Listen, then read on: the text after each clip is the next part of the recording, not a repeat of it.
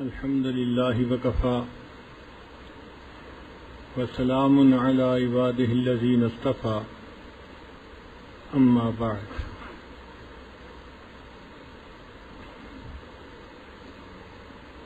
اعتکاف کے ان دنوں میں عشرہ مبشرہ صحابہ کرام کے بارے میں بیانات ہوں گے۔ دل میں یہ خیال آیا کہ وہ ہستیاں جن کو اس دنیا میں جنت کی بشارت مل گئی، نبی علیہ السلام نے اپنی زبان فیض ترجمان سے جن کو جنتی ہونے کی بشارت عطا فرما دی، ان کی زندگیوں کے حالات جاننا ہم میں سے ہر ایک کے لیے ضروری ہے۔ جس شخص نے نبی علیہ السلام کی ایمان کے ساتھ تھوڑی دیر کی صحبت پائی وہ صحابی کہلاتے ہیں۔ صحبت سے صحابی، صحابی ہونا ایک رتبہ ہے جو ولایت کا اعلیٰ ترین رتبہ ہے، اس سے اوپر کوئی رتبہ نہیں ہو سکتا۔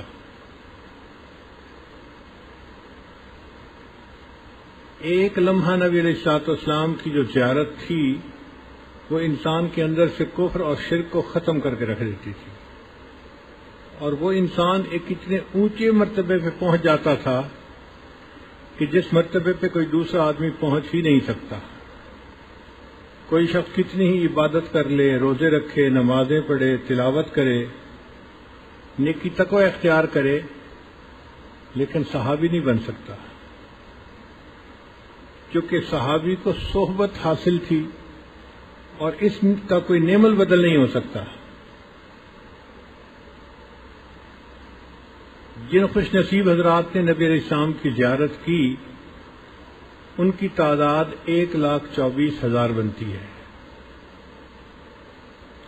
نبی علیہ السلام سے پوچھا گیا، اے اللہ کے حبیب صلی اللہ علیہ وسلم کتنے انبیاء دنیا میں تشریف لائے؟ تو نبی علیہ السلام نے فرمایا 1,24,000 انبیاء آئے۔ تو 1,24,000 انبیاء آئے اور 1,24,000 صحابہ بنے۔ اب اس میں نکتے کی بات کیا ہے کہ جتنے انبیاء تشریف لائے ان تمام کے کمالات اللہ نے اپنے محبوب صلی اللہ علیہ وسلم میں جمع فرما دیے۔ نبی علیہ السلام ان کے کمالات کے جامع تھے، اور پھر آپ صلی اللہ علیہ وسلم سے وہ سارے کمالات آپ کے شاگردوں میں منتقل ہوئے، تو آپ کا ہر صحابی کسی نہ کسی نبی علیہ السلام کی نسبت کا امین بنا، وارث بنا۔ اس لیے نبی علیہ السلام نے فرمایا اصحابک النجوم بأیہم اقتدیتم اہتدیتم، میرے صحابہ ستاروں کی مانند ہیں، تم جس کی اقتداء کرو گے ہدایت پہ آ جاؤ گے۔ نبی علیہ السلام نے فرمایا الصحابۃ کلہم عدول، کہ صحابہ جتنے بھی ہیں سارے کے سارے عادل ہیں، اور ان کو نبی علیہ السلام نے حدیث مبارکہ کی روایت کا منصب خود عطا کیا۔ فرمایا بلغوا انی ولو آیا، جو بات مجھ سے سنے تم اس کو آگے دوسروں تک پہنچاؤ۔ جب اللہ کے محبوب صلی اللہ علیہ وسلم نے ان کو یہ مرتبہ دیا، اب کسی صحابی کے بارے میں کوئی بندہ تنقید کی بات نہیں کر سکتا۔ یہ جو محدثین نے بندے کو پرکھنے کے اصول بنائے، جن کو جرح اور تعدیل کے قوانین کہا جاتا ہے، یہ سارے کے سارے صحابہ کے بعد اپلائی ہوتے ہیں۔ یعنی اگر کوئی بندہ صحابی نہیں تو اس کو ان اصولوں کے اوپر پرکھا جائے گا، اور جو صحابی ہے اس کو پرکھنے کی ضرورت نہیں۔ کیوں کہ اس کو تو سند نبی علیہ السلام نے عطا فرما دی، ہم کون ہوتے ہیں پرکھنے والے؟ اسی لیے اگر کسی حدیث کی سند میں کوئی ایک بندہ ایسا ہو کہ جس کے حالات کا صحیح علم نہ ہو تو اس کو مجہول کہتے ہیں، اس بندے کا پتہ نہیں ہے، اور ایسا بندہ روایت میں آنے سے وہ جو حدیث کی سند ہے وہ کمزور ہو جاتی ہے، وہ کمزور سمجھی جاتی ہے کہ جی ایک بندہ اس میں سے مجہول ہے۔ لیکن اگر وہ بندہ صحابی ہو اور یہ کہہ دیا جائے کہ وہ صحابی تھا تو محدثین نے لکھا کہ پھر سند کمزور نہیں ہوگی، کیونکہ اگرچہ حالات کا پتہ نہیں، لیکن اگر صحابی تھا تو صحابی کی وجہ سے یہ نسبت اتنی مضبوط ہو جاتی ہے کہ اس میں کوئی ذوق نہیں آتا.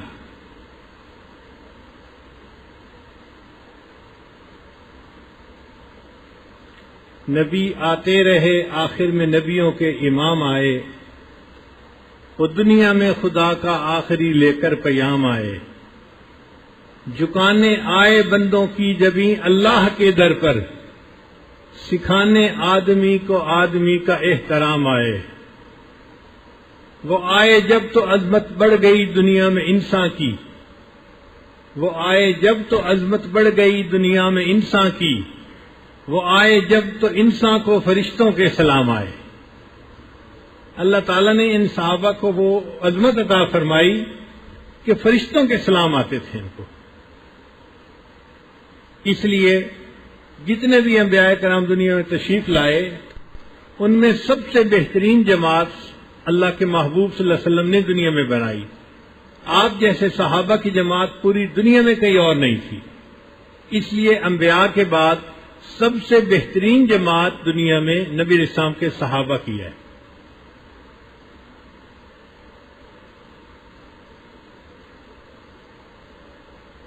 نبی علیہ السلام نے فرمایا کہ پہلی امتوں کے بنی اسرائیل کے 72 فرقے بنے تھے، اور میری امت کے 73 فرقے بنیں گے، اور ایک کے سوا سب جہنم میں جائیں گے.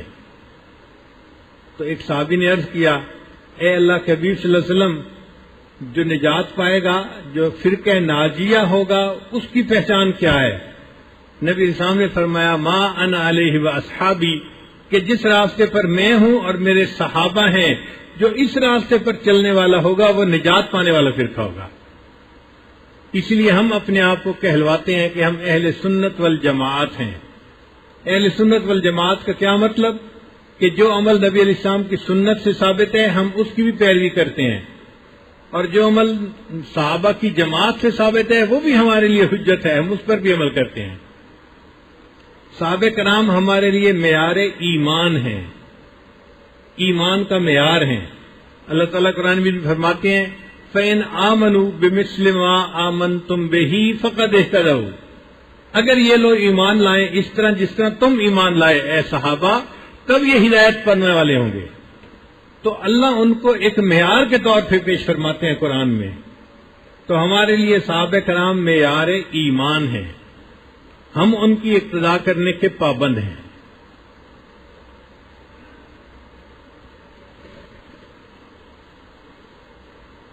آج کے زمانے میں بعض ایسے بھی لوگ ہیں جو صحابہ کرام کے اوپر تنقید کرتے ہیں، جی فلاں نے یہ کیا، فلاں نے یہ کیا، فلاں نے یہ کیا. اور جب بھی آپ ان سے بات کریں گے وہ ہمیشہ تاریخ کا سہارا لیں گے. اور جی تاریخ میں یہ لکھا ہے. بھئی آپ بتائیے، قرآن اور حدیث کی تو ایک سند ہے، ایک حجت ہے، ایک وزن ہے. تاریخ کا کیا وزن ہے؟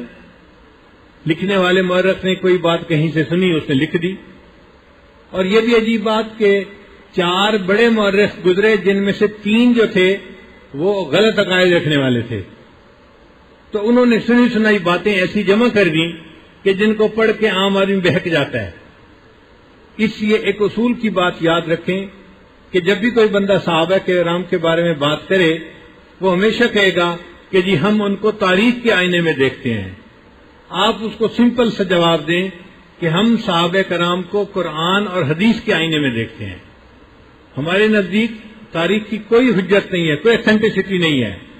قرآن اور حدیث اصل ہے، ہم صحابہ کرام کو اس معیار پہ پرکھتے ہیں، اور اس معیار پر پرکھیں گے تو اللہ کا حکم نظر آئے گا کہ اللہ نے ان کا امتحان لیا. اولئک الذین امتحن اللہ قلوبہم للتقوی، اور وہ سارے کے سارے جو تھے وہ اس میں سے کامیاب ہونے والے تھے. اللہ نے فرمایا رضی اللہ عنہم ورضوا عنہ، وہ اللہ سے راضی اور اللہ ان سے راضی ہو گئے.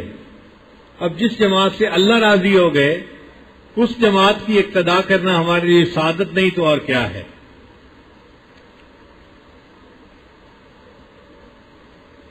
ایک بات اور ذہن میں رکھیے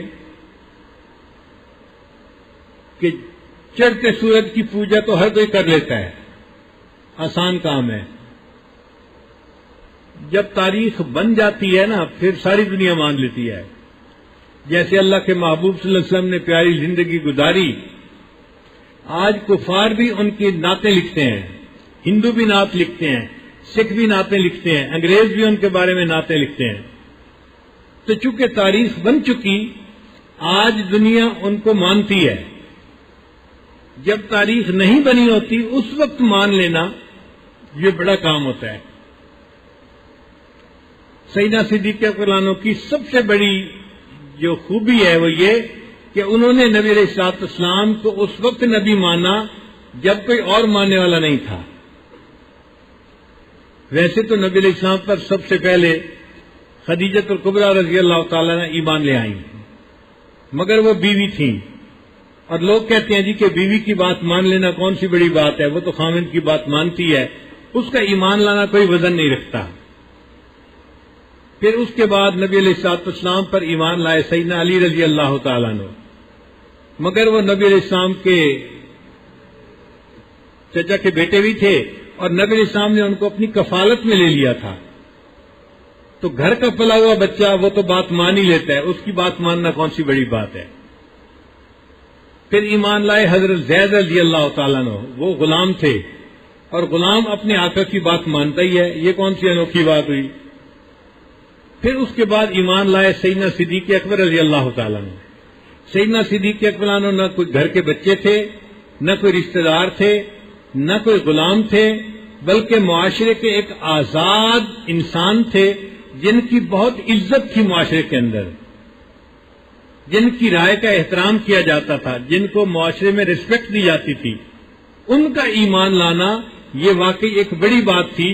اس لیے علماء اس پر متفق ہوئے کہ صدیق اکبر عنہ جو تھے وہ ایمان میں سب سے آگے نکل گئے. نبی اسلام نے فرمایا، مشکات شریف کی روایت ہے کہ میں نے جس پر بھی اسلام کو پیش کیا اس نے قبول کرنے میں تردد کیا سوائے ابو بکر کے. حضرت علی عنہ پر اسلام پیش کیا، انہوں نے جواب دیا میں مشورہ کروں گا. اور حضرت عمر عنہ تو مرنے مارنے پہ تل گئے تھے. فرماتے ہیں کہ میں نے جس پہ بھی ایمان پیش کیا اس نے تذبذب کا شکار ہوا، تردد کیا سوائے ابو بکر کے. ابو بکر پر جب میں نے اسلام قبول کیا اس نے بغیر کسی تردد کے قبول فرما لیا. اس لیے سیدنا صدیق عنہ کا ایمان بڑی اہمیت رکھتا ہے. اور اس کی ایک وجہ یہ بھی تھی کہ وہ نبی علیہ الصلوۃ والسلام سے صرف 2 سال چھوٹے تھے، تقریباً 2-2.5 سال، یعنی ہم عمر تھے یوں کہہ سکتے ہیں. ایج گروپ ایک ہی تھا، نبی علیہ السلام کا ایج گروپ ایک تھا. چنانچہ ایک ایج گروپ کے بچے آپس میں تعلق رکھتے ہیں، تو بچپن سے ان کا نبی علیہ السلام کے ساتھ دوستانہ تھا. آپس میں اکٹھے بیٹھتے تھے، باتیں کرتے تھے، ایک دوسرے کے ساتھ طبیعتیں ملتی تھیں. تو وہ بچپن سے نبی علیہ الصلوۃ والسلام کو دیکھتے تھے، جانتے تھے، اور ان کے دل میں نبی علیہ الصلوۃ والسلام کی عزت بیٹھی ہوئی تھی، احترام بیٹھا ہوا تھا. پھر ایک مرتبہ شام کے سفر پر گئے تو وہاں ایک راہب سے ملاقات ہوئی. اس راہب نے ان کو بتایا کہ تو ایک آنے والی بڑی ہستی کا وزیر بنے گا. خواب میں انہوں نے دیکھا تھا، اس خواب کی تعبیر لی تو اس نے بتایا کہ تو کسی بڑی ہستی کا جانشین بنے گا، خلیفہ بنے گا. تو صدیق اکبر بڑی حیران تھے. ایک مرتبہ نبی علیہ الصلوۃ والسلام سے صدیق اکبر نے تذکرہ کیا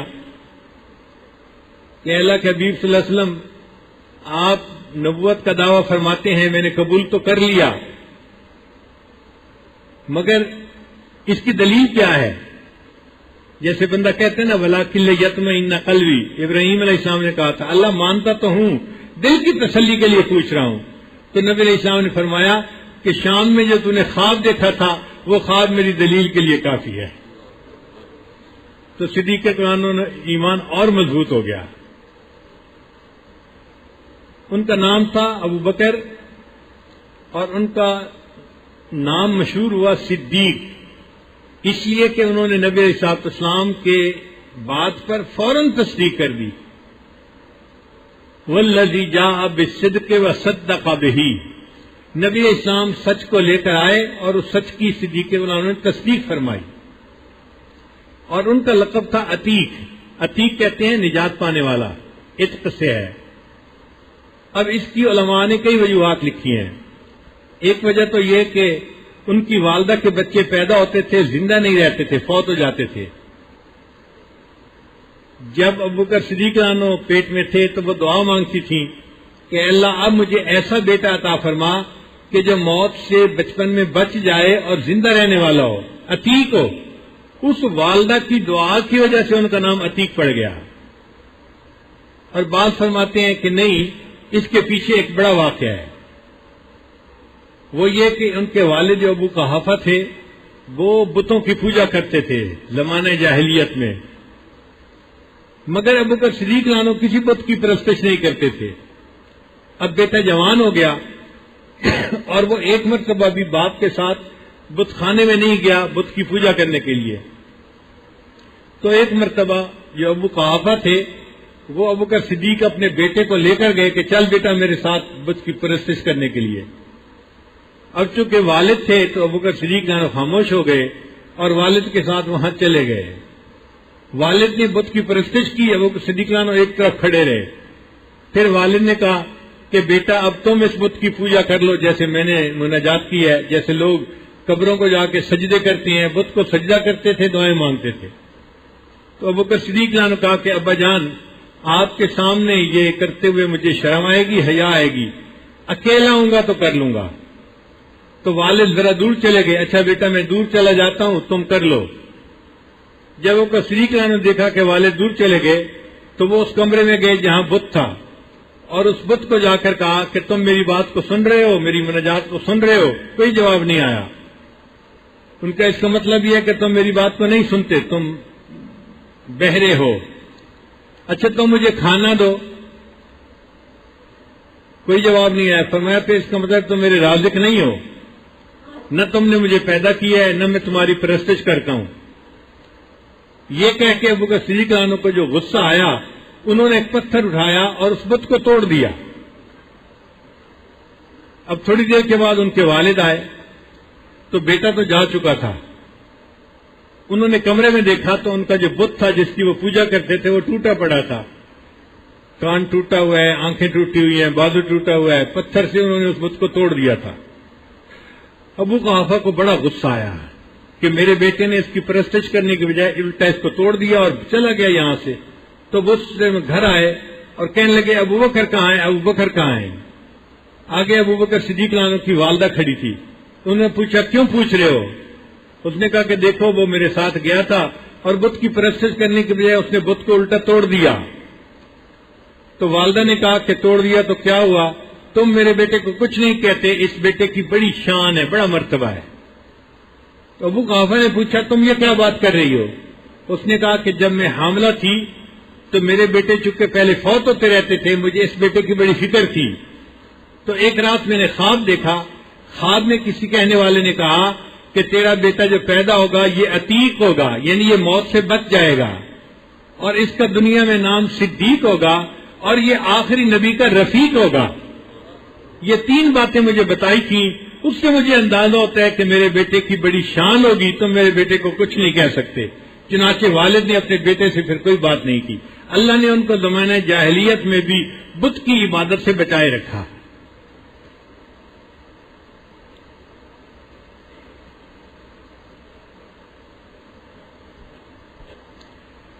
نبی صلی اللہ علیہ وسلم پر جب ایمان لے آئے تو پھر انہوں نے نبی علیہ الصلوۃ والسلام کا ساتھ ہر موقع پر دیا.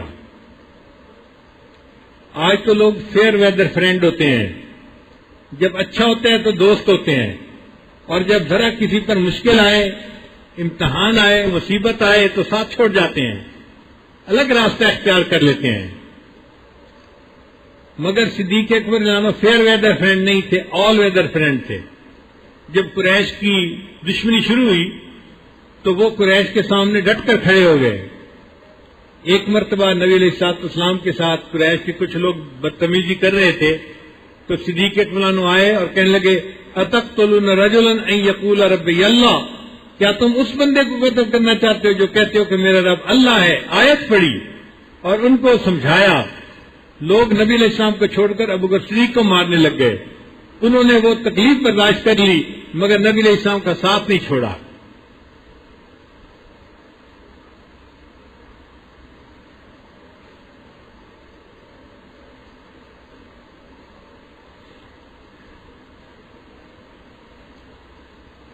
سیدنا ابوبکر صدیق رضی اللہ عنہ کی 4 نسلیں صحابی ہیں. یہ اعزاز صرف انہی کو حاصل ہے. ان کے والد بھی صحابی، وہ خود بھی صحابی، ان کے بیٹے بھی صحابی اور ان کے پوتے بھی صحابی. تو 4 نسلیں ان کی صحابی تھیں. آپ اندازہ لگائیے اللہ تعالیٰ نے ان کو یہ کیسی بڑی نعمت عطا فرمائی تھی.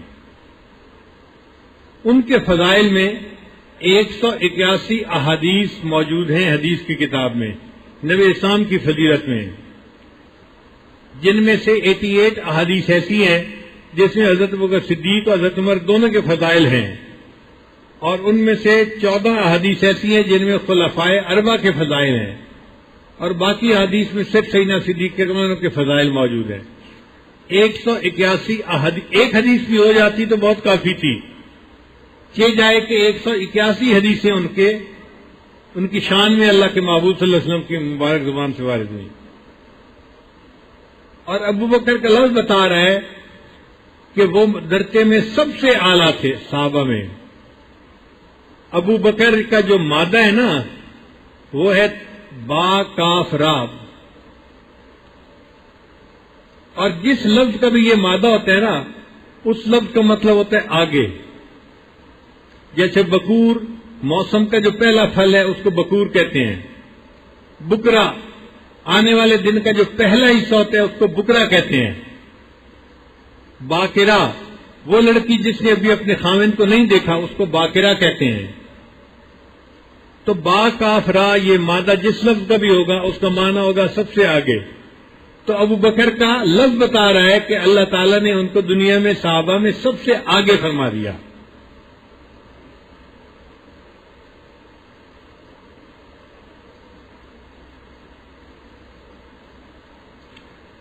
انہوں نے قرآن مجید کا سب سے پہلا نام مصحف رکھا. پھر انہوں نے قرآن مجید کو جمع کر لیا. یہ کارنامہ بھی صدیق اکبر نے سر انجام دیا. نبی علیہ السلام کے زمانے میں 16 کے قریب صحابہ تھے. ان میں سے جو موجود ہوتے جب وحی اترتی تو نبی علیہ السلام ان کو لکھنے کا حکم فرما دیتے تھے. وہ کبھی لکڑی کے اوپر، کبھی چمڑے کے اوپر، کبھی کسی اور چیز کے اوپر وہ آیات کو لکھ لیا کرتے تھے. اور جس چیز پر آیات کو لکھ لیا جاتا تھا وہ محفوظ کر لیتے تھے. جب نبی علیہ السلام کی وفات مبارکہ ہوئی تو عمر رضی اللہ عنہ نے مشورہ دیا ابوبکر صدیق رضی اللہ عنہ کو کہ آپ اس پورے قرآن پاک کے جو پارچات ہیں، جو چیزیں ہیں، ان سب کو اکٹھا کروا لیں، حکومتی تحویل میں لے لیں. تو پہلے تو صدیق رضی اللہ عنہ نے فرمایا کہ جو کام نبی علیہ السلام نے نہیں کیا میں کیوں کروں. پھر بعد میں انہوں نے ایک صحابی زید رضی اللہ عنہ کی ڈیوٹی لگائی. وہ حافظ قرآن تھے. ان کے ساتھ 5-6 اور حفاظ تھے کہ آپ حافظ لوگ ہیں، آپ مختلف لوگوں کے پاس جو یہ لکھی ہوئی چیزیں موجود ہیں نا ان سب چیزوں کو ایک جگہ اکٹھا کر دو. تو وہ آیات کو پڑھتے تھے، دیکھتے تھے اور اپنے حافظے کے ساتھ اس کو ملاتے تھے اور پھر اس کو ایک جگہ جمع کر دیتے تھے. تو ان پارچات کو ایک جگہ اکٹھا کروا دینا یہ سیدنا صدیق اکبر عنہ کا بڑا کارنامہ ہے.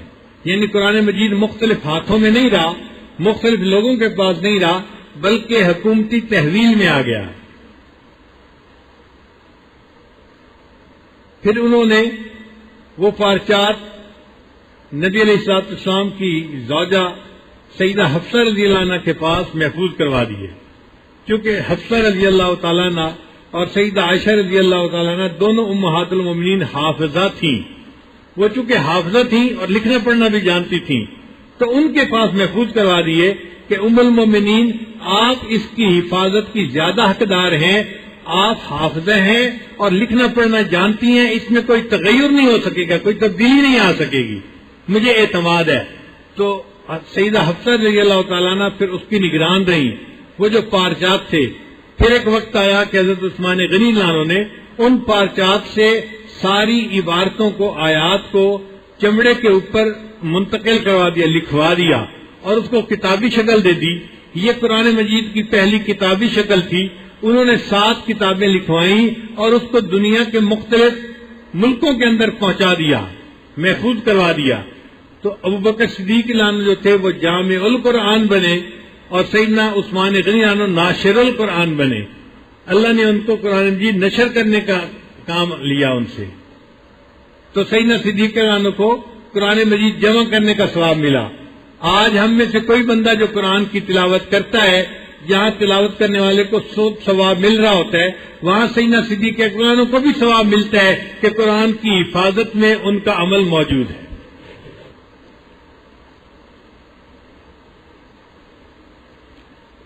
چنانچہ سیدنا صدیق عنہ پہلے خلیفہ بنے، نبی اسلام کے جانشین بنے، اور ان کو اپنے والد کی زندگی میں خلافت ملی۔ پھر انہوں نے اپنی خلافت کے دور میں اپنا ولی عہد عمر لانو کو خود متعین فرمایا۔ سب سے پہلے انہوں نے بیت المال کو قائم کیا اور ان کو خلیفہ رسول کہا گیا، لقب ان کا عتیق ہوا۔ ایک لقب ان کا صدیق بھی تھا، اور ایک ان کی یہ بھی خوبی کہ نبی اسلام نے بتلایا کہ میرے بعد سب سے پہلے امت میں سے ابوبکر صدیق جنت کے اندر داخل ہوں گے۔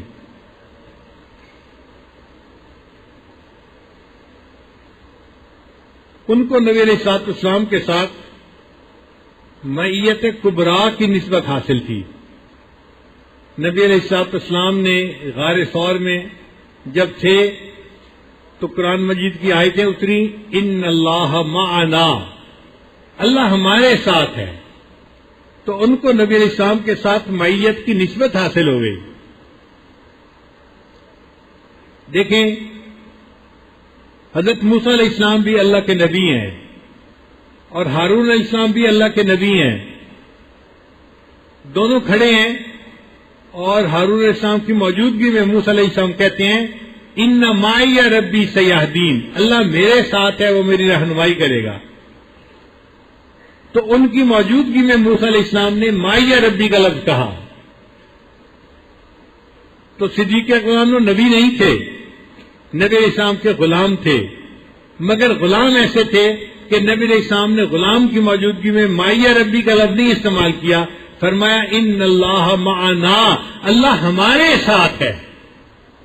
یہ معیت کی جو شان ہے یہ صرف سیدنا صدیق اکبر کو حاصل ہوئی۔ چنانچہ ہر جگہ ابوبکر صدیق نبی علیہ السلام کے ساتھ، بدر میں بھی ساتھ، احد میں بھی ساتھ، خندق میں بھی ساتھ، زندگی میں بھی ساتھ، اور اپنی وفات کے بعد حجرہ مبارک میں دفن ہونے میں بھی ساتھ تھے، اور جنت میں بھی انشاءاللہ ساتھ ہوں گے۔ پھر قرآن مجید کے القابات دیکھیے جو نبی علیہ السلام کے لیے وہی ابوبکر صدیق کے لیے۔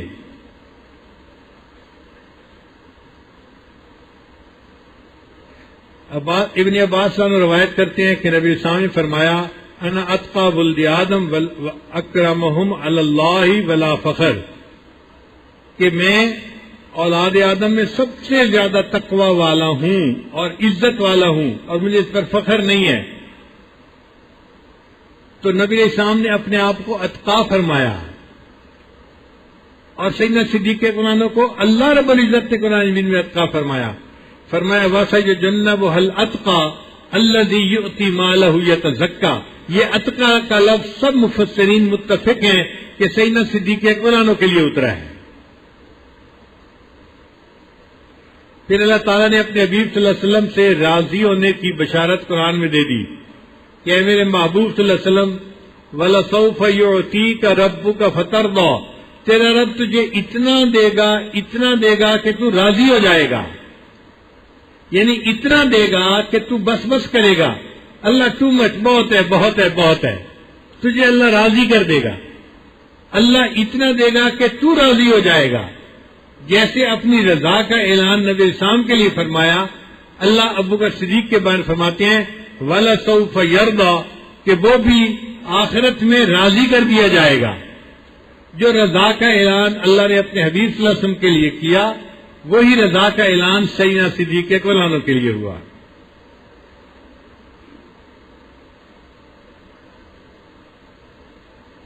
پھر نبی علیہ السلام کے جو ساتھی تھے، صحابہ تھے، وہ اللہ کے محب بھی تھے، محبوب بھی تھے، اور اللہ ان سے راضی بھی تھے، اور اللہ نے سیدنا صدیق اکبر عنہ کے لیے بھی ایسا معاملہ کیا۔ یا ایھا الذین آمنوا من یرتد منکم عن دینہ فسوف یأتی اللہ بقوم یحبهم ویحبونہ، وہ اللہ سے محبت کریں گے، اللہ ان سے محبت کریں گے۔ اور یہی بات نبی اسلام کے صحابہ کے لیے اللہ فرماتے ہیں، قل ان کنتم تحبون اللہ فاتبعونی یحببکم اللہ۔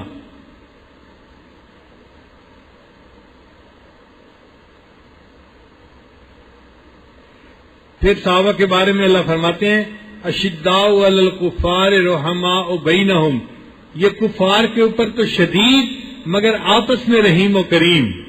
یہ صحابہ کی صفت اللہ نے قرآن میں بیان کی، اور سیدنا صدیق اکبر عنہ کے جو ساتھی تھے ان کی صفت اللہ بیان فرماتے ہیں، اذلۃ علی المؤمنین اعزۃ علی الکافرین۔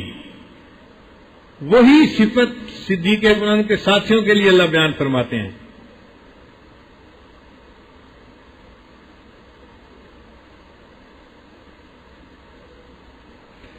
پھر صحابہ کرام کے بارے میں بخاری شریف کی روایت ہے، تو بادہ ابن صامت عنہ فرماتے ہیں کہ ہم نے نبی علیہ السلام سے بیعت کی، لا نخاف فی اللہ لومۃ لائم، اللہ کے معاملے میں ہمیں کسی ملامت کرنے والے کی ملامت کی کوئی پرواہ نہیں۔ یہ صحابہ کی شان تھی، اور یہی شان صدیق عنہ کے ساتھیوں کی تھی۔ ان کے بارے میں اللہ فرماتے ہیں، ولا یخافون لومۃ لائم، وہ کسی ملامت کرنے والے کی ملامت کی پرواہ نہیں کرتے تھے، اس سے نہیں ڈرتے تھے۔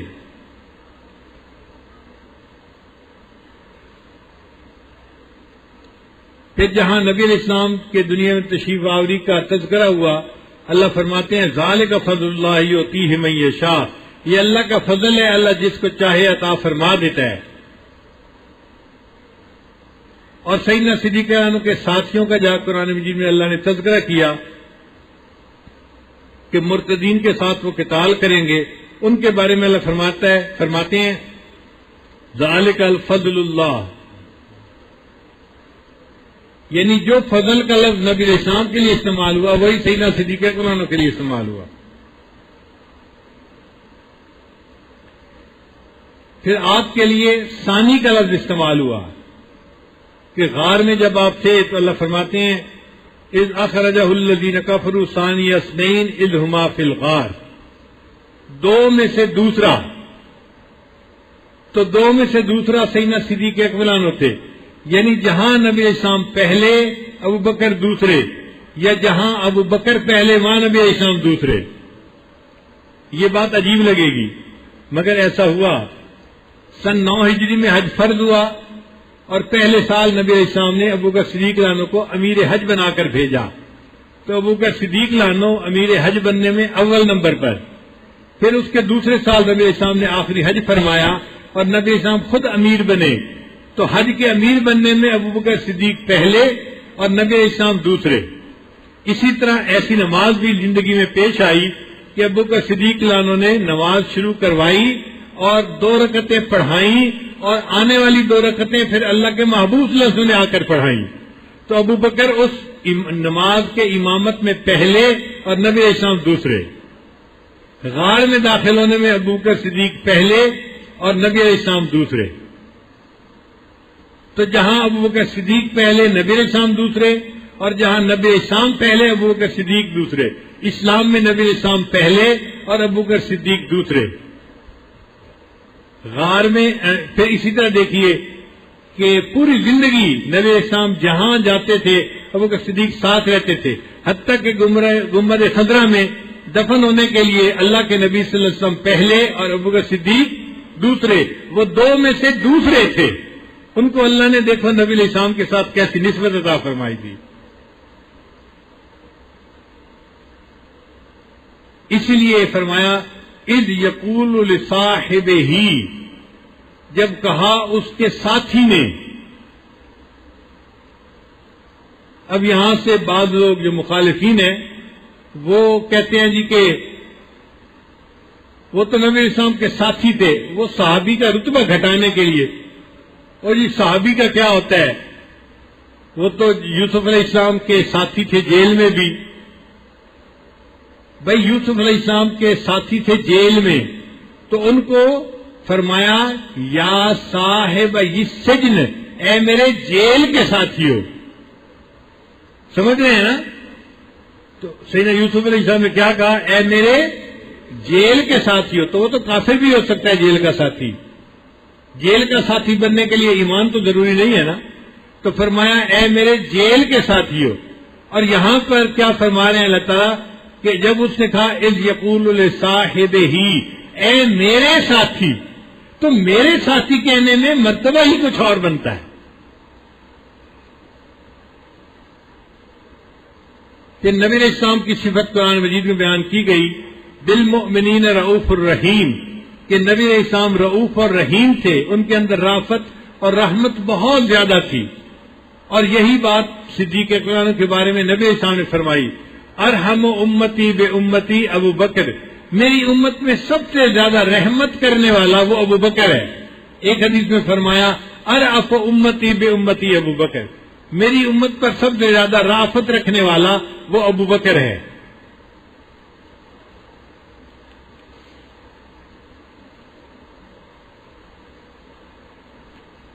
پھر نبی علیہ السلام کو صحابہ پکارتے تھے یا رسول اللہ، اے اللہ کے رسول صلی اللہ علیہ وسلم.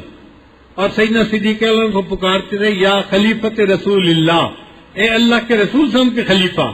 تو دیکھیے کہ اللہ کے رسول کے خلیفہ کہلاتے تھے.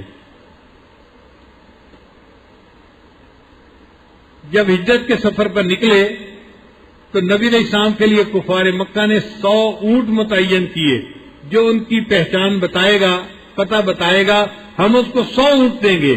اور انہوں نے ابوبکر صدیق کے لیے بھی 100 اونٹ کا انعام مقرر کیا.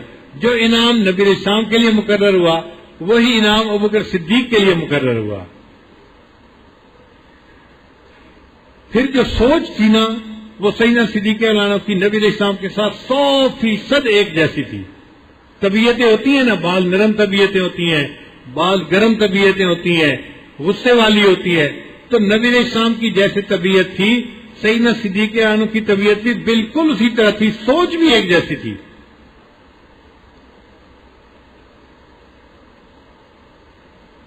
چنانچہ جو بدر میں قیدی بنے کافر، ان کے ساتھ کیا سلوک کیا جائے، تو عمر رضی اللہ عنہ نے تو مشورہ دیا کہ سب کے سر کاٹ دیے جائیں، ہر بندے کو اپنے رشتہ دار کے حوالے کرے اور ان کا رشتہ دار اس کو قتل کرے، کہ یہ کفار اپنے کفر پر جمے ہوئے ہیں، اب ان کو زندہ رہنے کی کوئی جو ہے وہ اجازت نہیں ہونی چاہیے.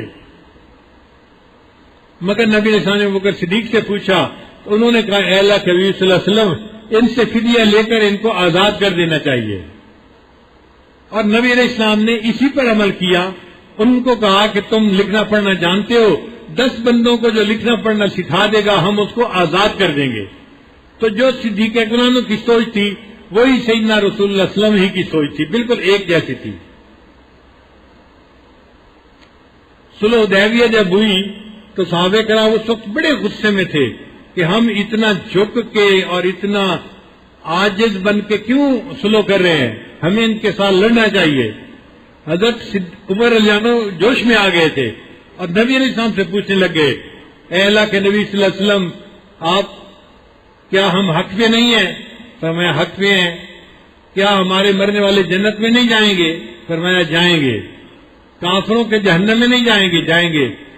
پھر پوچھا لما ہذہ الدنیہ، پھر ہم اتنے پست ہو کے ان سے کیوں معاہدے کر رہے ہیں؟ تو نبی علیہ السلام نے فرمایا عمر تو جانتا ہے کہ میں اللہ کا رسول ہوں. اے اللہ کے رسول، آپ اللہ کے رسول ہیں، میں مانتا ہوں. کیا تو نہیں جانتا کہ میں وہی کام کرتا ہوں جس کا اللہ مجھے حکم دیتے ہیں؟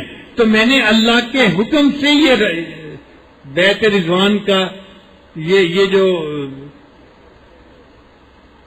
صلح حدیبیہ کا عمل ہے یہ میں نے اللہ کے حکم سے کیا ہے. تو عمر رضی اللہ عنہ خاموش ہو گئے. پھر وہ واپس آئے مگر طبیعت کے اندر ابھی غصہ تھا. آگے ابوبکر صدیق مل گئے تو انہوں نے وہی فیصلے ابوبکر صدیق سے پوچھے ابو بکر کیا ہمارے مرنے والے حق پہ نہیں؟ ہم حق پہ ہیں. کافر باطل پہ نہیں، باطل پہ ہیں. ہمارے مرنے والے جنت جائیں گے؟ ہاں جنت جائیں گے. ان کے مرنے والے جہنم میں جائیں گے؟ ہاں جہنم میں جائیں گے. پھر ہم اتنا پست ہو کہ یہ سلو کیوں کر رہے ہیں؟ ابو بکر صدیق نے جواب دیا، عمر تمہیں پتہ نہیں کہ نبی علیہ السلام اللہ کے رسول ہیں، وہ جو کرتے ہیں اللہ کے حکم میں کرتے ہیں، لہذا اگر انہوں نے یہ صلح حدیبیہ کر لیا ہے تو ہمیں اسے تسلیم کر لینی چاہیے. جو نبی علیہ السلام کی سوچ تھی وہی سیدنا صدیق اکبر کی سوچ تھی. پھر انہوں نے ہر معاملے میں نبی علیہ السلام کی اتباع کی.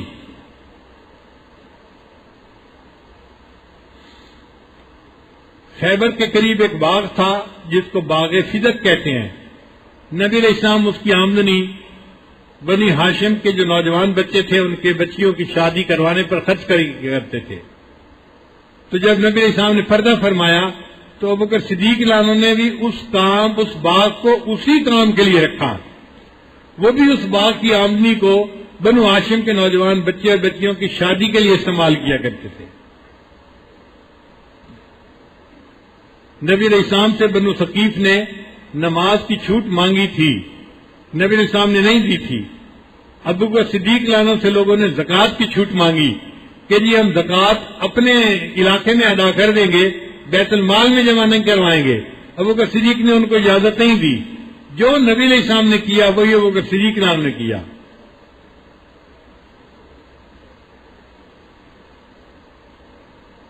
بنو قضاء کے ساتھ نبی علیہ السلام نے غزوہ ذات السلاسل کی. پھر نبی علیہ السلام کے پردہ فرمانے کے بعد وہ مرتد ہو گئے تھے تو صدیق اکبر نے پھر ان کے ساتھ جنگ کی. جو کام نبی علیہ السلام نے کیا وہی کام سیدنا صدیق اکبر عنہ نے کیا. نبی علیہ السلام کے زمانے میں جو امیر لشکر تھے وہ عمر بن عاص عنہ بنے، اور ابو بکر صدیق عنہ کے زمانے میں بھی انہوں نے عمر بن عاص کو ہی امیر بنایا. نبی علیہ السلام حضرت حسن عنہ کو اپنے کندھے پہ بٹھاتے تھے، اور حضرت ابوبکر صدیق عنہ اپنے دور خلافت میں جہاں حضرت حسن عنہ کو دیکھتے تھے ان کو اٹھا کے اپنے کندھے پہ بٹھا لیا کرتے تھے. تو جو کام نبی علیہ السلام نے کیا وہی کام سیدنا صدیق اکبر عنہ نے کیا. پھر ان کے خاندان میں دیکھیے کہ یہ جو میت کبریٰ تھی یہ خاندان کے لوگوں میں بھی یہ مشابہت موجود تھی. نبی علیہ السلام کے داماد عثمان غنی رضی اللہ عنہ اور علی رضی اللہ تعالیٰ عنہ سابقین اولین میں سے تھے، اور وہ صدیق عنہ کے داماد حضرت زبیر عنہ وہ بھی سابقین اولین میں سے تھے. نبی علیہ السلام کے داماد مہاجرین میں سے تھے، اور سیدنا صدیق عنہ کے داماد وہ بھی مہاجرین میں سے تھے. نبی علیہ السلام کے داماد عثمان و علی عشرہ مبشرہ میں سے تھے، اور سیدنا صدیق اکبر کے داماد حضرت زبیر عنہ وہ بھی عشرہ مبشرہ میں سے تھے. پھر آگے اولاد کے بھی اندر مشابہت تھی کہ نبی علیہ الصلوۃ والسلام کی صاحبزادی سیدہ فاطمہ الزہرا رضی اللہ تعالیٰ عنہ وہ جنتی عورتوں کی سردار بنی، اور جو صدیق اکبر کی بیٹی تھی عائشہ رضی اللہ تعالیٰ عنہ وہ امہات المومنین میں سب سے اونچے درجے کی بنی. نبی السلام نے فرمایا عائشہ کو ساری دنیا کی عورتوں پر وہ فضیلت حاصل ہے جو سرید کو کھانوں کے اوپر فضیلت حاصل ہوتی ہے. تو ان کی بیٹی کو بھی ایک عجیب فضیلت اللہ نے عطا فرمائی، اور وہ صدیق کی بیٹی کو بھی اللہ نے عجیب فضیلت عطا فرمائی. پھر اور مشابہت دیکھیے کہ سیدہ فاطمہ الزہرا رضی اللہ عنہا کی پوری زندگی جو تھی وہ غربت میں گزری ہے. حضرت علی عنہ پر پوری زندگی زکوٰۃ فرض نہیں ہوئی، مال بچتا ہی نہیں تھا، اللہ کے راستے میں خرچ کر دیتے تھے، لہذا غربت میں زندگی گزاری. اور فاطمہ الزہرا رضی اللہ تعالیٰ عنہ گھر کے سارے کام خود کیا کرتی تھیں، ہاتھوں میں گٹے پڑ گئے تھے. اور ابوبکر صدیق عنہ کی بیٹی اسماء رضی اللہ تعالیٰ عنہ ان کے اوپر بھی یہی حالات گزرے، وہ بھی گھر کے سارے کام خود کیا کرتی تھی، اور ان کے بھی کام کر کر کے ہاتھوں میں گٹے پڑ گئے تھے. جو ان کی بیٹی کے ساتھ معاملہ پیش آیا وہی ابوبکر صدیق عنہ کی بیٹی کے ساتھ معاملہ پیش آیا. پھر بیٹی کے آگے جو اولاد تھی ان کے حالات دیکھیے، اس میں بھی یکسانیت ہے. سیدہ فاطمہ الزہرا رضی اللہ عنہ کے لخت جگر سیدنا حسین رضی اللہ عنہ نے یزید کی بیعت کرنے سے انکار کر دیا تھا، اور ابو بکر صدیق رضی اللہ عنہ کے نواسے جو تھے عبداللہ ابن زبیر رضی اللہ عنہ، انہوں نے بھی یزید کی بیعت سے انکار کر دیا تھا۔ چنانچہ سیدنا حسین رضی اللہ عنہ کو بھی شہادت ملی تھی اور عبداللہ ابن زبیر رضی اللہ عنہ کو بھی شہادت ملی۔ سیدنا حسین رضی اللہ عنہ کو شامی لوگوں نے نرغے میں لے لیا تھا، اور عبداللہ ابن زبیر رضی اللہ عنہ کو بھی جو حجاج تھا اس کے ساتھیوں نے نرغے میں لے لیا تھا۔ پھر سیدنا حسین رضی اللہ عنہ سے پہلے ان کے بھتیجے اور رشتہ دار جو تھے وہ پہلے شہید ہوئے، آخر کے اوپر سیدنا حسین رضی اللہ عنہ شہید ہوئے، اور ادھر عبداللہ ابن زبیر رضی اللہ عنہ کے ساتھ بھی یہی ہوا کہ پہلے ان کے دوست احباب رشتہ دار وہ پہلے شہید ہوئے اور آخر کے اوپر عبداللہ ابن زبیر رضی اللہ عنہ شہید ہوئے۔ تو یہ مشابہت صرف نبی علیہ السلام کے ساتھ صدیق اکبر کو حاصل نہیں تھی، یہ اولاد میں بھی مشابہت گئی، اور آگے اولاد کی جو اولاد تھی اللہ نے اس میں بھی مشابہت ڈال دی۔ یہ میت کا اثر ان کی آگے نسلوں تک چلا۔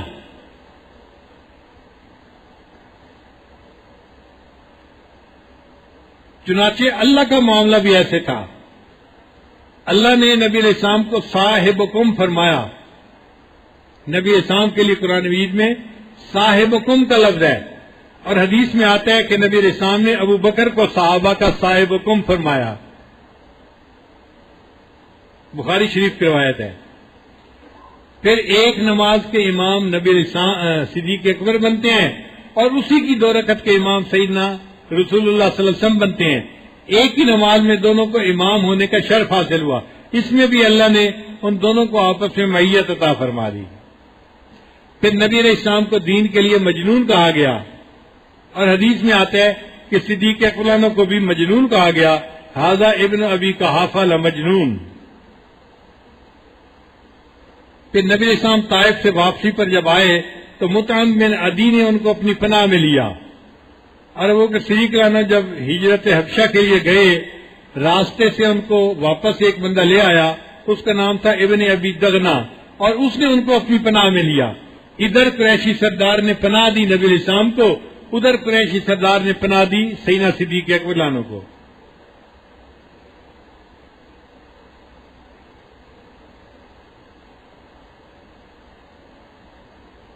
پھر اللہ تعالیٰ نبی علیہ السلام کو فرماتے ہیں، اے میرے محبوب صلی اللہ علیہ وسلم لا تحزن علیہم، آپ ان کے اوپر غم نہ کیجیے، یعنی اللہ تعالیٰ تسلیاں دیتے ہیں اپنے محبوب صلی اللہ علیہ وسلم کو۔ تو اللہ نے اپنے محبوب کو تسلی دی، اور نبی علیہ الصلوۃ والسلام نے سیدنا صدیق اکبر کو تسلی دی، فرمایا لا تحزن ان اللہ معنا، آپ غم نہ کیجیے، اللہ ہمارے ساتھ ہے۔ اللہ اپنے محبوب کو تسلیاں دیتے ہیں، اور محبوب اپنے صدیق کو تسلیاں دیتے ہیں۔ یہ میت کبریٰ کا معاملہ کیسا عجیب۔ اور پھر دیکھو کہ نبی علیہ الصلوۃ والسلام کی جو وفات مبارکہ ہوئی اس کا ظاہری سبب زہر بن گئی۔ خیبر فتح ہونے پر ایک یہودی عورت نے گوشت دیا تھا کھانے کے لیے، اور نبی علیہ السلام نے اس گوشت کو چکھ لیا تھا اور اس کا زہر اثر کر گیا تھا، اور وفات کے قریب وہ زہر کا اثر بہت بڑھ گیا اور نبی علیہ السلام کی بالآخر شہادت ہو گئی۔ تو وفات زہر کی وجہ سے ہوئی تھی، اور یہی معاملہ صدیق اکبر کے ساتھ پیش آیا، ان کو بھی زہر دی گئی تھی، اور موت کے وقت ان کی زہر کا اثر بڑھ گیا تھا، اور وہی ان کے ظاہری سبب بنا تھا ان کی وفات کا۔ پھر نبی علیہ السلام کی وفات کے وقت عمر مبارک جو تھی وہ 63 سال تھی، اور ابو بکر صدیق عنہ ان سے 2.5 سال چھوٹے تھے۔ پھر ابو بکر صدیق عنہ ان کے بعد خلیفہ بنے، اور ان کی خلافت کی مدت 2.5 سال رہی۔ جب ان کی وفات ہوئی تو ان کی عمر بھی 63 سال ہی تھی۔ تو یہ میت کبریٰ کا معاملہ ہے۔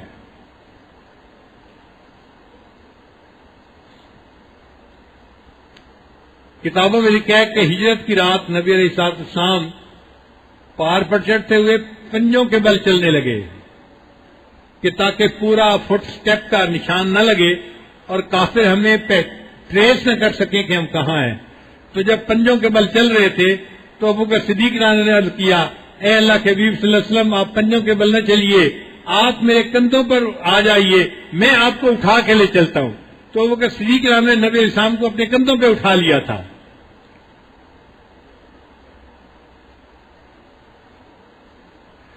جب فتح مکہ ہوئی اور نبی علیہ السلام نے بتوں کو توڑنا تھا تو اس وقت میں اونٹ پر چڑھنا تھا، تو حضرت علی عنہ آئے اور رکوع کی حالت میں کھڑے ہو گئے، اے اللہ کے حبیب صلی اللہ علیہ وسلم آپ میری پیٹھ پر سوار ہو کر بیت اللہ کی چھت پہ چڑھ جائیے، کیونکہ ایک بت وہاں رکھا ہوا تھا اس کو توڑ دیجیے۔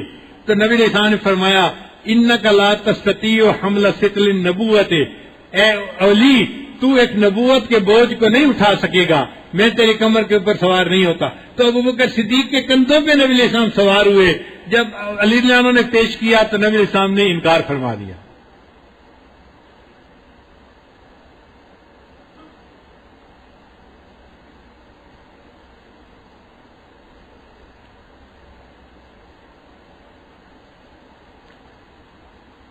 نبی علیہ السلام نے ہجرت کے لیے تشریف لے جانا تھا،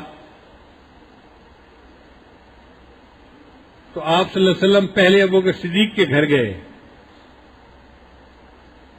ابوبکر صدیق عنہ جاگ رہے تھے، انہوں نے فوراً دروازہ کھول دیا۔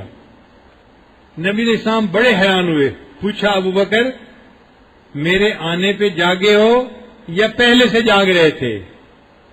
تو ابوبکر صدیق عنہ نے جواب دیا، اے اللہ کے حبیب صلی اللہ علیہ وسلم مجھے اندازہ ہو رہا تھا کہ اللہ تعالیٰ آپ کو ہجرت کا حکم فرمائیں گے، اور مجھے یہ بھی تسلی تھی کہ آپ ہجرت کے لیے تشریف لے جائیں گے تو مجھے اپنے ساتھ جانے کا شرف عطا فرمائیں گے۔ جس دن سے یہ خیال آیا ابوبکر نے رات کا سونا چھوڑ دیا، ایسا نہ ہو آپ میرے دروازے پہ آئیں اور آپ کو انتظار میں کھڑا ہونا پڑے، میں جاگتا رہتا تھا، آپ تشریف لائیں تو میں فوراً باہر نکل آؤں۔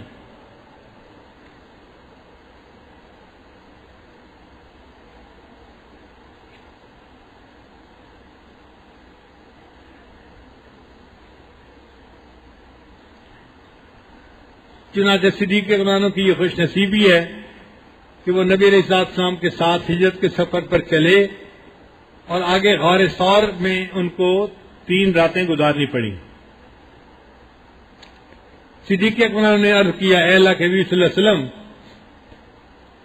آپ تھوڑی دیر رک جائیے، میں پہلے غار میں داخل ہوتا ہوں کہ میں تسلی کر لوں اندر کوئی نقصان دینے والی چیز تو موجود نہیں ہے۔ چنانچہ صدیق اکبر اندر داخل ہوئے، غار کو دیکھا کہ کوئی نقصان دینے والی چیز تو نہیں ہے، کوئی نہیں تھی، مگر چند جگہوں پہ سوراخ تھے اور ان سوراخوں سے کسی سانپ بچھو کے نکلنے کی گنجائش موجود تھی۔ تو ابوبکر صدیق عنہ نے پتھر چھوٹے چھوٹے اٹھا کر ان تمام سوراخوں کو بند کر دیا۔ ایک سوراخ تھا، اس پر رکھنے کے لیے کوئی چیز نہیں تھی۔ تو صدیق اکبر نے سوچا اب میں مزید دیر نہیں کرتا، اس سوراخ کو تو میں اپنے پاؤں سے بند کر لوں گا۔ چنانچہ زمین پر بیٹھ گئے اور اپنی ٹانگ ایکسٹینڈ کر لی اور اس سوراخ کو اپنے پاؤں سے بند کر دیا، اور نبی علیہ السلام سے عرض کی، اے اللہ کے حبیب صلی اللہ علیہ وسلم اندر تشریف لے آئیے۔ نبی علیہ السلام اندر تشریف لائے، ساری رات کے جاگے ہوئے تھے۔ تو وہ صدیق نے کہا، اے اللہ کے حبیب صلی اللہ علیہ وسلم میری گود تکیے کے طور پر حاضر ہے، آپ یہاں پر سر مبارک رکھ لیجئے اور لیٹ کر آرام کیجئے۔ تو نبی علیہ السلام نے اس آفر کو قبول کر لیا اور ابوبکر صدیق کی گود میں سر رکھا اور نبی علیہ السلام آرام کی نیند سو گئے۔ اب صدیق عنہ کی شان دیکھیے کہ ان کو محبوب صلی اللہ علیہ وسلم کے چہرہ دیکھنے کا انف وقت مل گیا، فل وقت مل گیا۔ وہ بیٹھے ہوئے ہیں اور محبوب صلی اللہ علیہ وسلم کے چہرے انور پر نظریں جمائی ہوئی ہیں اور چہرے کی زیارت ہی کر رہے ہیں۔ آج کے محب جو ہوتے ہیں وہ اپنے محبوب کے لیے دعائیں کرتے ہیں کہ ہمیں محبوب کے ساتھ تخلیہ کا وقت مل جائے، مگر اس شاخ میں سیدنا صدیق اکبر کا درجہ سب سے اونچا نکل گیا۔ اللہ نے ان کو ایسے 3 دن اور 3 راتیں عطا فرمائی کہ محبوب صلی اللہ علیہ وسلم کا چہرہ ان کی آنکھوں کے سامنے رہا۔ ہم ہی ہم ہو، تیری محفل میں کوئی اور نہ ہو۔ یہ موقع ملا تو ابوبکر صدیق کو اللہ نے عطا کیا۔ تنہائی ہے، محب اور محبوب موجود ہیں اور کوئی تیسرا ڈسٹرب کرنے والا نہیں ہے۔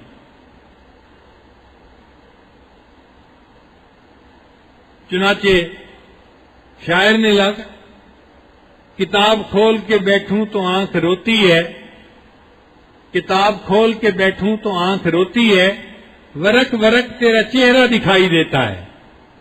تو آج کل کے عشاق کو کتابوں میں محبوب کا چہرہ دکھائی دیتا ہے، اور صدیق اکبر وہ خوش نصیب تھے کہ جن کے سامنے کتاب نہیں تھی، جن کے سامنے خود محبوب کا روشن چہرہ موجود تھا۔ اس کو شاہ ولی احمد دہلوی رحمۃ اللہ نے کہا کہ ابو بکر، میں آپ کے بارے میں سوچتا ہوں تو تصور کی آنکھ یوں محسوس کرتی ہے کہ آپ کی گود ایک رحل کی مانند ہے، اور محبوب صلی اللہ علیہ وسلم کا چہرہ مبارک کھلے قرآن کی مانند ہے، اور ابو بکر تو مجھے قاری نظر آتا ہے جو بیٹھا اس قرآن کی تلاوت کر رہا ہے۔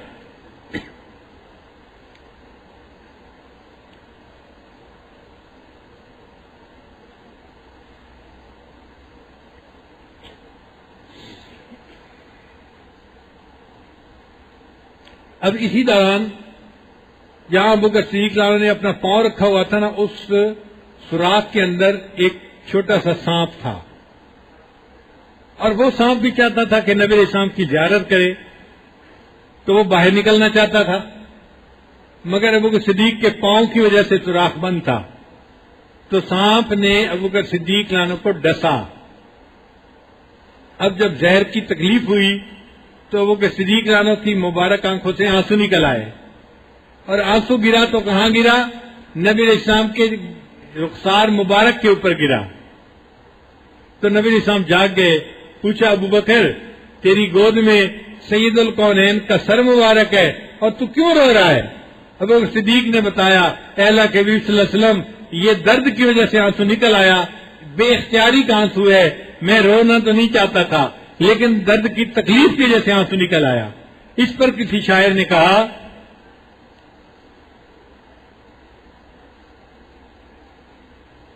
یہ حسن ساتھ عشق کے کیا لاجواب ہے، یہ حسن ساتھ عشق کے کیا لاجواب ہے، رکھی ہوئی رحل پہ خدا کی کتاب ہے۔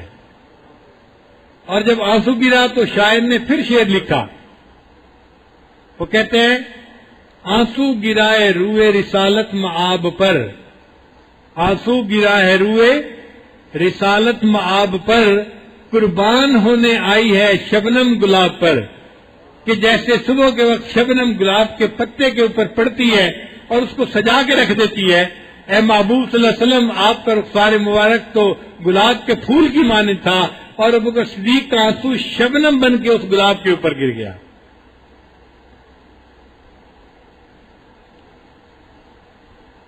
چنانچہ اب ذرا چند باتیں اور غور سے سنیے کہ جب ہجرت کی رات نبی علیہ السلام سفر کے لیے چلے تو جو لوگوں کی امانتیں نبی علیہ السلام کے پاس تھیں وہ آپ نے حضرت علی رضی اللہ عنہ کے حوالے کر دی اور ان کو اپنے بستر پہ سلا دیا، علی میں جا رہا ہوں، میرے بعد یہ امانتیں جن لوگوں کی ہیں ان تک پہنچا کے پھر تم بھی ہجرت کر کے آ جانا۔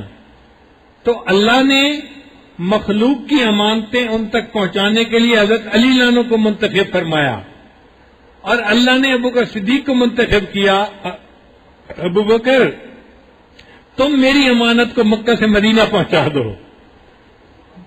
تو اللہ کی امانت کو پہنچانے کا کام صدیق اکبر کے حوالے ہوا۔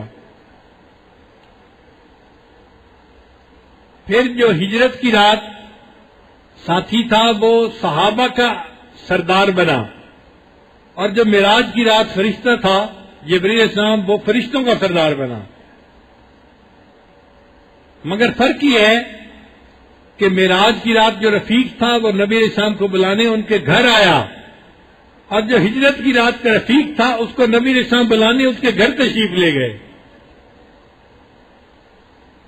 اور ایک فرق اور بھی ہے، جو معراج کی رات کا رفیق تھا وہ منزل تک نہ جا سکا، راستے میں گیا، ایک جگہ جا کر کہا جبرائیل علیہ السلام نے، اے اللہ کے نبی اسلام اس سے آگے اگر میں جاؤں گا تو میرے پر جل جائیں گے، میں یہیں تک آ سکتا ہوں، اس سے آگے آپ کو الگ جانا پڑے گا۔ تو نبی علیہ السلام آگے جو مقام تدلہ تک پہنچے تو اکیلے پہنچے۔ تو معراج کی رات کا جو رفیق تھا وہ منزل تک نہ جا سکا، لیکن جو ہجرت کی رات کا رفیق تھا اللہ نے اس کو منزل تک پہنچنے کی توفیق عطا فرما دی۔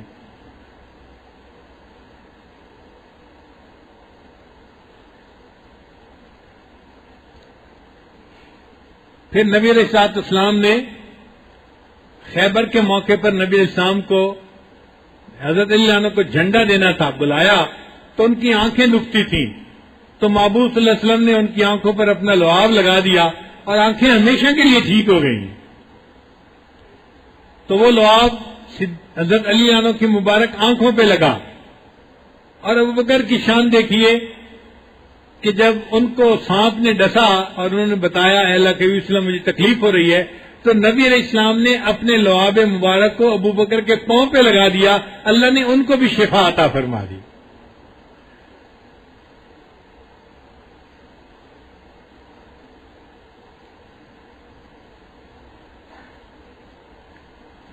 پھر غار حرا میں نبی علیہ السلام کو نبوت کی خوشخبری ملی۔ غار حرا میں نبی علیہ السلام کو نبوت کی خوشخبری ملی، اور غار ثور میں سیدنا ابوبکر صدیق رضی اللہ عنہ کو نبی علیہ السلام کے ساتھ میت کبریٰ کی خوشخبری نصیب ہوئی۔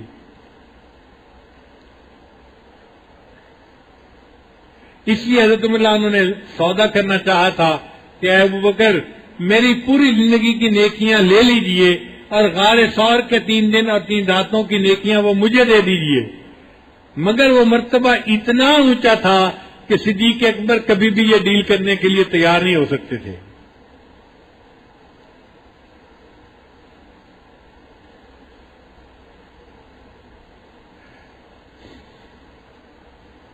بہقی کی روایت ہے، حضرت عمر نے فرمایا کرتے تھے کہ اگر امت کے ایمان کو ابوبکر کے ایمان کے ساتھ تولا جائے تو ابوبکر کا ایمان زیادہ بھاری نکل آئے، یعنی ابوبکر کا ایمان ساری امت کے ایمان سے بھی زیادہ بھاری،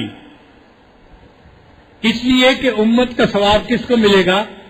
حضرت ابوبکر صدیق کو، جو سب سے پہلے ایمان لائے۔ الدال علی الخیر کفاعلہ، انہوں نے دوسروں کو راستہ دکھایا اور دوسرے اس راستے پر چلے، تو امت کا ثواب کس کو ملے گا؟ ابوبکر صدیق کو۔ تو امت کا ایمان تولا جائے تو امت کا ایمان تلے گا، اور ابوبکر صدیق کا ایمان تولا جائے تو وہ امت کا ایمان جمع ابوبکر کا اپنا ایمان بھی تلے گا، تو ابوبکر کا ایمان پوری امت کے ایمان سے زیادہ بھاری ہو جائے گا۔ پھر نبی علیہ السلام نے فرمایا ما صب اللہ فی صدری الا وقد سببتہ فی صدر ابی بکر، اللہ نے جو میرے سینے میں ڈالا ہے میں نے اس کو ابوبکر کے سینے میں ڈال دیا ہے۔ پھر نبی علیہ السلام نے فرمایا قیامت کے دن ان اللہ یتجلی للخلق عامہ ولکن لابی بکر خاصہ، قیامت کے دن اللہ سب لوگوں کے لیے عام تجلی فرمائے گا، مگر ابو بکر کے لیے اللہ تعالیٰ خاص تجلی فرمائیں گے۔ اس کا کیا معنی ہے؟ محدثین نے لکھا ہے کہ اللہ تعالیٰ نبی علیہ السلام کے محبوب کو، صدیق کو مسکرا کر دیکھیں گے۔ یہ جو مسکرا کے دیکھنا ہے یہ انداز صرف ابو بکر کے لیے ہوگا، یہ کسی اور کو نصیب نہیں ہوگا۔ اور ابو بکر صدیق رضی اللہ عنہ کے فضائل میں سے ایک عظیم بات کہ نبی علیہ السلام نے فرمایا میں نے سب کے احسانات کے بدلے چکا دیے، ابو بکر تو نے میرے اوپر اتنے احسانات کیے ہیں، تیرے احسانات کے بدلے قیامت کے دن اللہ چکائے گا،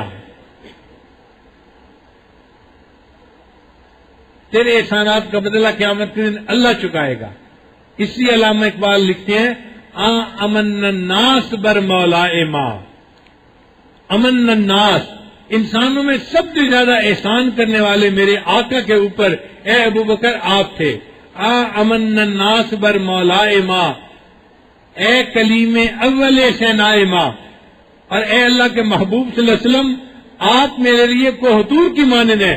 کوہتور پہ اللہ کی تجلی پڑی تھی، مگر وہ تجلی جو تھی وہ شیونات کی تجلی تھی، اور آپ کے اوپر تجلی ذات پڑتی ہے، میرے لیے آپ تور کی مانند ہیں، اور اس کوہتور کے جو کلیم ہے وہ ابو بکر صدیق ہے۔ ابو بکر اللہ نے آپ کو اس کوہتور کے کلیم بننے کا شرف عطا فرما دیا۔ امن الناس بر مولا ما، اے کلیم اول سینائے ما۔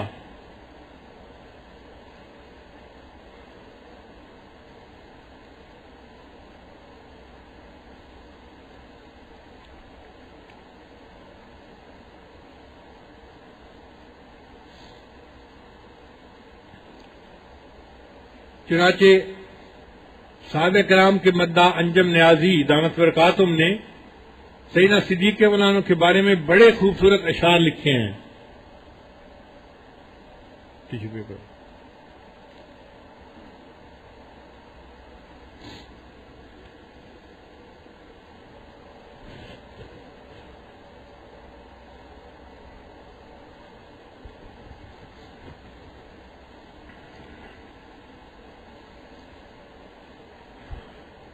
ذرا توجہ کے ساتھ سنیے گا.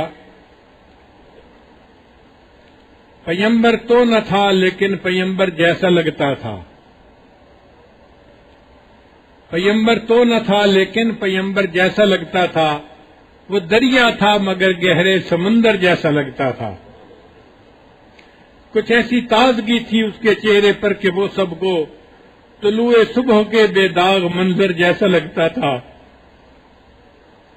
نبی کا دور یاد آتا تھا اس کے دور میں اکثر. نبی کا دور یاد آتا تھا اس کے دور میں اکثر. نبی کے بعد وہ کندھے مکرر جیسا لگتا تھا. زمین سمٹی چلی جاتی تھی اس کی فوج کے آگے. ہر ایک خدمت گزار اس کا سکندر جیسا لگتا تھا. اللہ نے ابو بکر صدیق رضی اللہ عنہ کو شان عطا فرمائی کہ جو ان کے ساتھی بنے وہ بھی انوکھے صحابہ میں سے.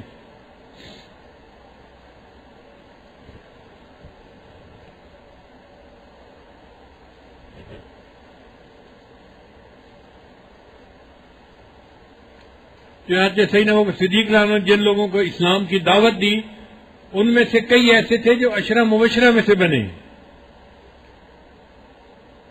ان کی دعوت پر عثمان ابن عفان رضی اللہ عنہ، عثمان ابن مظعون رضی اللہ تعالیٰ عنہ، حضرت طلحہ رضی اللہ عنہ، حضرت زبیر رضی اللہ عنہ اور سعد ابن ابی وقاص رضی اللہ عنہ یہ ایمان لائے. اور یہ سب حضرات یہ جو تھے یہ حضرات تھے طلحہ، زبیر، سعد ابن ابی وقاص اور عثمان ابن عفان، یہ سب عشرہ مبشرہ میں سے ہیں. آپ بتائیے کہ اللہ نے ان کو کیا شان عطا فرمائی کہ جن کو ابو بکر صدیق نے مسلمان کیا، متوجہ کیا اسلام کی طرف. ان میں سے 5 بندے ایسے تھے جن کو نبی اسلام کی مبارک زبان سے دنیا میں جنت کی بشارت مل گئی تھی.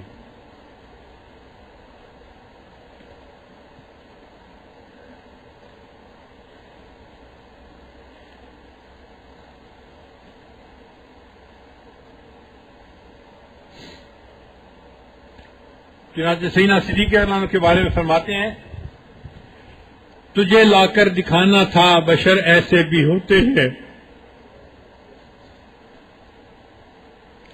تجھے لا کر دکھانا تھا بشر ایسے بھی ہوتے ہیں. خدا نے یہ بتانا تھا بشر ایسے بھی ہوتے ہیں. ستاروں سے زیادہ خوبصورت نیکیاں دے کر یہی باور کرانا تھا بشر ایسے بھی ہوتے ہیں. پہاڑوں سے زیادہ سونے چاندی کو جو ٹھکرا دے دلوں میں یہ بٹھانا تھا بشر ایسے بھی ہوتے ہیں. خلیفہ ہو کے بھی فاقہ کشی کی لذتیں مانگے. خلیفہ ہو کے بھی فاقہ کشی کی لذتیں مانگے. فرشتوں کو دکھانا تھا بشر ایسے بھی ہوتے ہیں. یقین آتا نہ تھا جن کو بشر کی پاک بازی کا، سبق ان کو پڑھانا تھا بشر ایسے بھی ہوتے ہیں. سمندر سے زیادہ تجھ کو دل کی وسعتیں دے کر سمندر کو بتانا تھا بشر ایسے بھی ہوتے ہیں.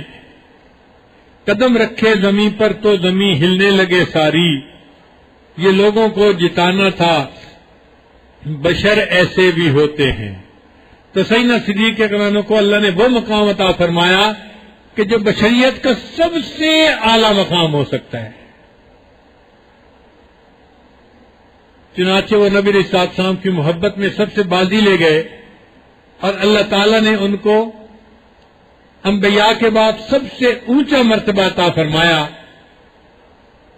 اور وہ عشرہ مبشرہ میں سے ہیں. ہم ان کے ساتھ محبت رکھتے ہیں اور آج کی اس محفل میں ان کے ساتھ محبت کا اظہار کرنا ہم اپنے لیے سعادت سمجھتے ہیں.